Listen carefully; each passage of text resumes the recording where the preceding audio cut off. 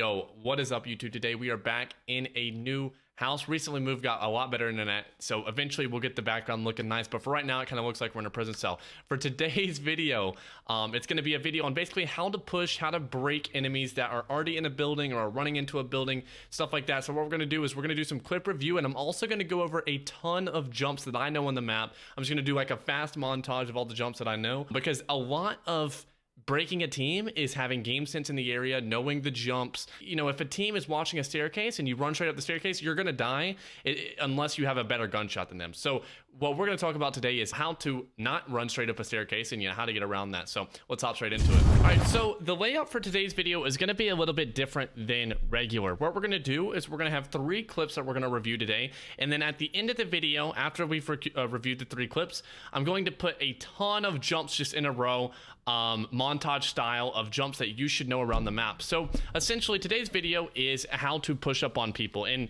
really there are only a few ways to do this. What people want to hear is that it's really about, you know, you have this information, then you just go and you win all these fights because you're pushing up on these buildings the right way. But realistically, it's all game sense. The only way that you're going to be able to break these teams up is game sense, work around them. And so that's what we're going to talk about today. So in this first clip, this one is a repositioning clip. I'm in this building. And so the biggest part about how to push a building is to not push it at all. So right now I'm in hangars.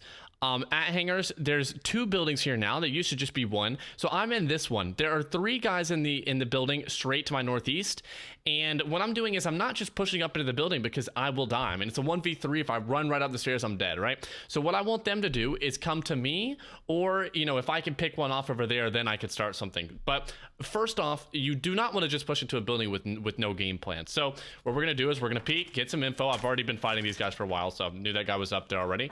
Shot him one time, so I peek and I see 3 guys up on the roof. They've seen me now, and what they're gonna do is get too hands-on. Well, I mean, they're gonna start pushing when they shouldn't. So I go down, reposition, I catch one lacking on the stairs, and you know, that's just the stairs. I mean, that one was a given. That guy was, he wanted to die, bro. He did not check the stairs, bro.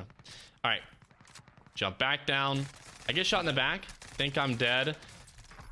So I reset. I don't just go for the full, and this is again because I know that there are multiple people in that building. I don't just want to push in there and give them a free kill. So this is really where the pushing comes into play. That right there was just, you know, repositioning, killing these guys, straight 1v3 scenario.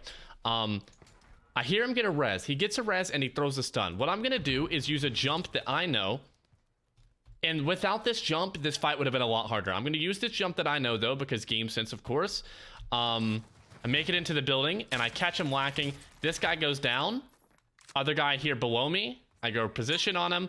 I get stunned, but I'm already in position to kill him. And he's dead, and I end up cleaning up the kill. And that's how this fight works. So essentially, what happened in this clip is that I have control of a building right beside of a building with a team in it, right? I don't just want to push into their building because I'm going to die for it. So what I do is I let them come to me, I get my kill, I reposition, and then when I do end up pushing the building that the 2 of them are in, I use an off angle. I jump through the window, which I don't just run through the front door, I jump through the window, and it makes it super easy to clean up that fight. So let's hop into the next clip, see if we can learn some more stuff. So in this clip, I'm playing with Yeet. We're playing duo trios, and the theme of this clip is essentially you have to play off of the team's mistake. You know, the team that you're fighting, if they make a mistake, you play off of that and you win the fight. So here's what happens. There are 3 guys in this building right here. We actually don't have any information on them yet, although you can kind of see a sliver of this dude peeking me in the window. So he peeked me in the window. I shoot him once. There's another guy here. So I know that there are at least 2 guys upstairs, because the guy I shot over here could not have made it to this window so fast. So there's at least 2 guys up here, and also Yeet is fighting someone on the bottom floor. So that's 3 guys. Yeet downs 1, and here's the mistake. This guy jumped out of the top window and chows Yeet. So what I need to do is we need to take advantage of this. We down this dude, and then instantly it's a 2v1. We've already got 2 of the guys down, and so what they did wrong is jump out of the building. And so, you know, what are we going to do about that? You down them, clean up the kill, their teammate has to rush, and we kill him. It's super easy. So thank you.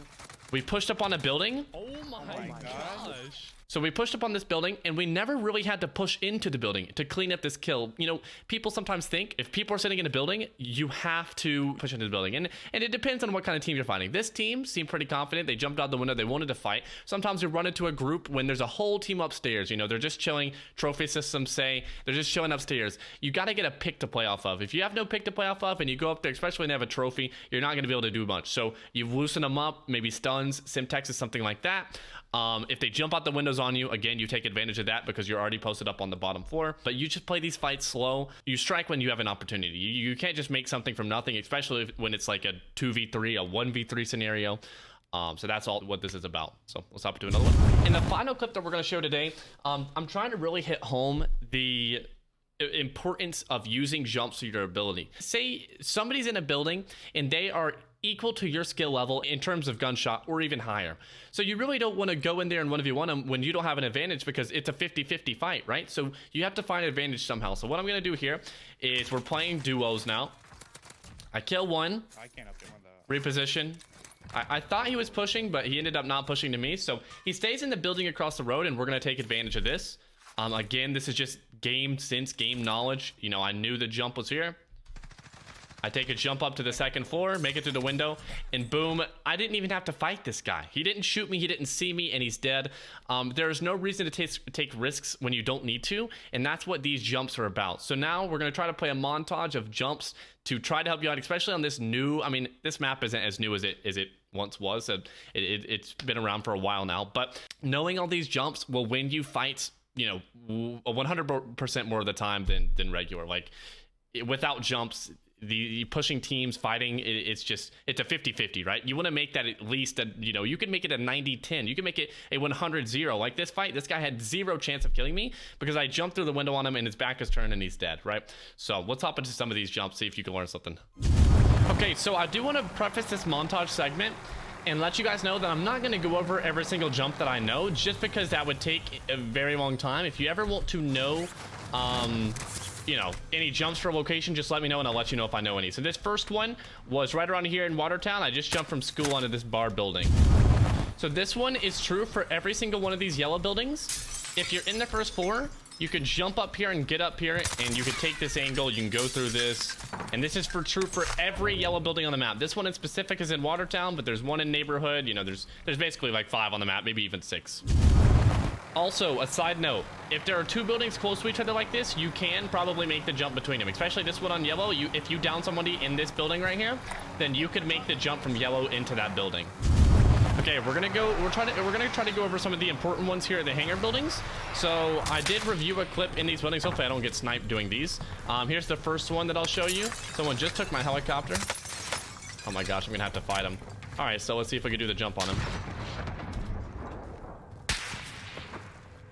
I'm literally getting sniped at. All right, so let's do this jump real quick. We've made this one, and there's one more here that you could do. You could jump back from this building, and you can get on this little AC. So that's 3 jumps in these 2 buildings. Okay, say that you're at one of these hangar buildings. There's one here at hangars, and there's also one in salt mine. And there's a team up on the 3rd floor. If you run over here, you can get on these stairs. Oh gosh, there's a heli coming, bro. Plunder is crazy. You can get up on this little ledge and do this jump. You can either jump through right here. There's tons of different things you can do on these buildings though, so you just get creative with it. You could jump back through here. You could jump down, get in this window down here. There's a bunch of stuff you could do.